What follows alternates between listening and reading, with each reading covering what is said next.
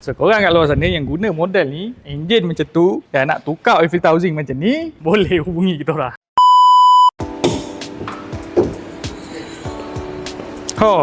Mas W204 ni adalah enjin M271 1.8 CGI lah. So kereta ni datang kat kita orang dengan masalah speed sensor dengan pipe coolant lah. Tapi tu aku tak nak cerita pasal tu. Ini aku nak cerita pasal barang baik untuk enjin ni. Okay, so macam kau tengok kat depan aku ni adalah oil filter housing. Ni yang original, maksudnya original asal lah. Ini yang aftermarket punya lah. Untuk model ni, oil filter housing original dia datang dengan plastik macam ni lah. So yang aftermarket alloy, yang kau dengar-dengar cerita tu, ni ada yang alloy. So macam kau tengok ni lah, material dia memang berbeza lah. Untuk model ni, kereta pun dah lebih daripada 10 tahun lah, faham lah kan. So benda ni selalunya dia crack ataupun dia pecah lah bawah ni, kat tapak-tapak ni. Selalunya kat area sini lah dia pecah. So korang kat luar sana yang menggunakan Mercedes W204 macam ni dengan enjin M271 1.8 CGI macam tu yang kau tengok tu, dan korang nak tukar oil filter housing besi macam yang ada kat depan aku ni, boleh hubungi kita orang lah. Apa Roger, okay? Boleh contact kita orang, boleh dekat bio, ada nombor nak tanya tu, boleh tanya kat situ.